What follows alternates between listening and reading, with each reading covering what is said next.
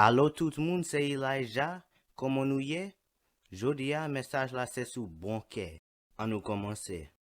Question révisée. Qui chrétien fuit l'esprit a? A. Qu'est posé? B. Patience. C. Bâtir tout problème.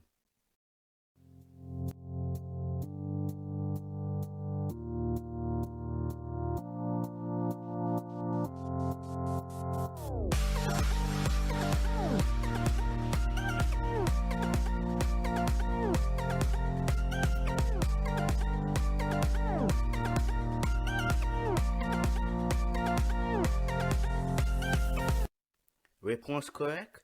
B. Patience. Deuxième question. Combien d'années bon Dieu t'étonne avant l'été idonné théa? A. 120 années. B. 50 années. C. 100 années.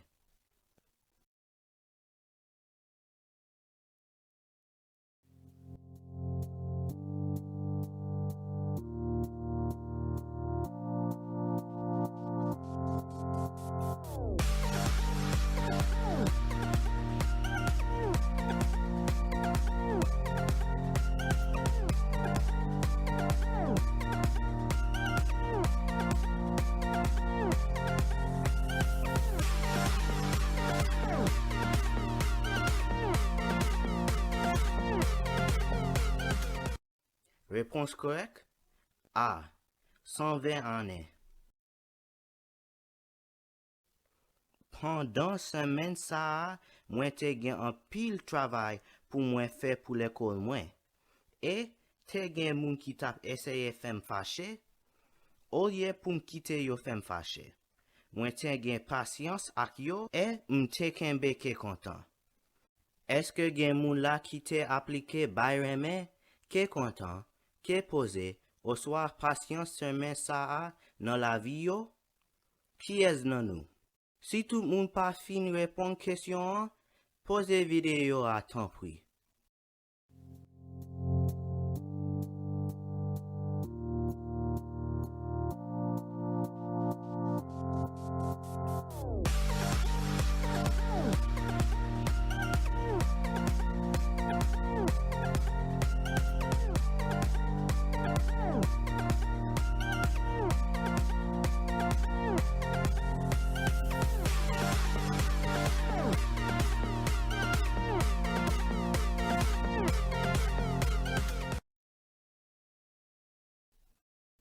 Qui ça veut dire gagne un bon cœur? Galates 5, verset 22. Mais l'Esprit bon Dieu a bayreme, qui est content, qui est posé, patience, bon cœur, sérieuxité, lui fait ou gagne bon manière. Verset 23. Lui fait ou agir avec douceur, lui fait ou contrôler quoi? La loi Moïse la par contre aucun bagage sa yo. Yon bon qui vle di montrer gentillesse, qui vle di considérer l'autre monde avec intégrité. Gentillesse c'est pas seulement ou agir bien, c'est une action intentionnelle et puis ou fait li avec sincérité. Intégrité vle di connaît volonté bon Dieu avec objectif pour même avec l'autre monde et puis agir sous ça. Kounya nous pral li DVC qui parle sous bon cœur.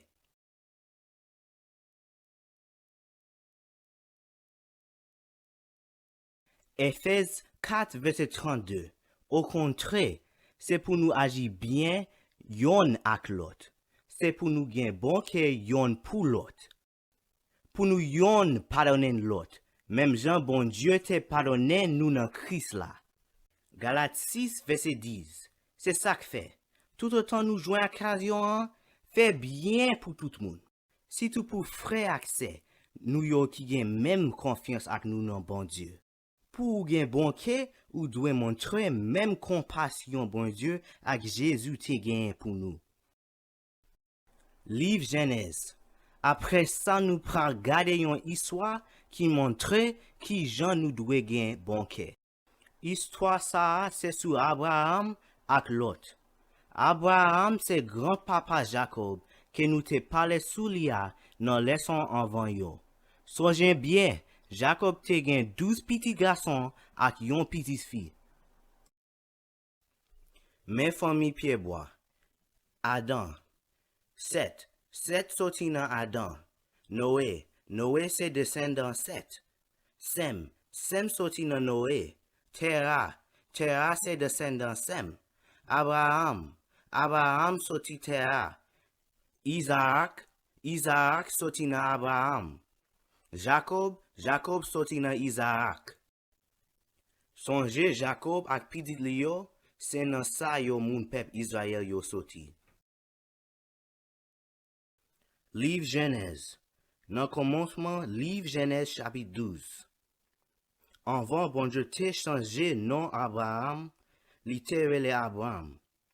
Nan chapitre sa, bon Dieu dit Abraham pour quitter famille ak faux idol yo epi pour l'aller nan pays bon Dieu bay la, pour yo ka adorel epi pour yo joindre bénédiction. Verset 3. M'a voye bénédiction moins sous tout le monde qui va demander bénédiction pour vous. Mais m'a malditionné tout le monde qui va ba ou maldition. Grémezi ou, toute nation sous la terre va joindre bénédiction. Verset 4. Abraham parti Jean Seigneur te dit là. L'autre parti ensemble avec tout. Abraham te gen 75 ans, lè li te quitté Canaan. Mais Abraham. Verset 5. Abraham prend Sarai, madame li, l'autre petite frère li a, ensemble ak tout bien li te gen ak tout domestique li te gen avel nan la vie Canaan. Yo tout yo parti nou Canaan.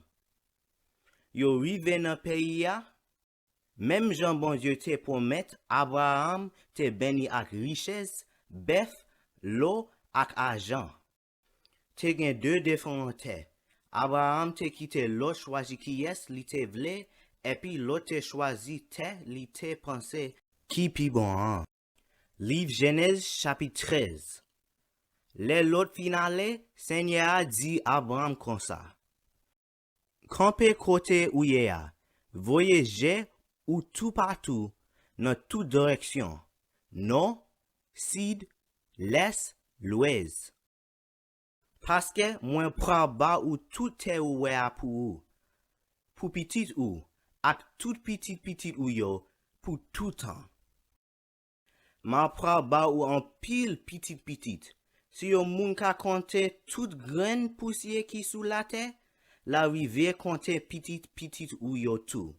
Bon, kouya ou met promener marcher dans tout pays parce que c'est ou même moins prends bas li.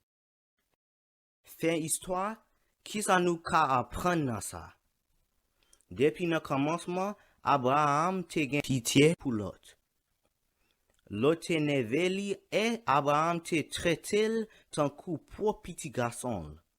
Abraham mette l'autre devant propre tête li, les tap choisi te. Cependant, li te montré, ça vle di pour yon gen bon cœur. Abraham te béni pour ça et bon Dieu même te dit, moi prends bay ou pays ça, pas seulement pour vous, mais tout pour petit ou yo, pour tout temps. Nous ta dwe gen fruit l'esprit ça parce que bon Dieu dit li bon. Pas seulement pour récompense là, mais les nous désobéir et puis agir égoïste, nous souvent perdu bénédiction nous en. Livre 1 Samuel, chapitre 25. Kounya nous pra aller dans histoire, dans 1 Samuel, sous yon femme terele Abigail, ak deux garçons terele David ak Nabal. Abigail te yon femme honorable, mais li te marié ak Nabal qui mal. Verset 3. Messieurs terele Nabal, madame li terele Abigail. C'était une femme qui te gagne en pile l'esprit, les fini li te belle. Mais, Maria te gagne mauvais gens, li pat kon boule bien ak moun même. C'était famille moun Caleb yo. David te honorable tout, David te pral vin roi tout peuple Israël la. Pendant David te nan forêt a, li veye kek nan gado mouton nan bar yo ak mouton li yo.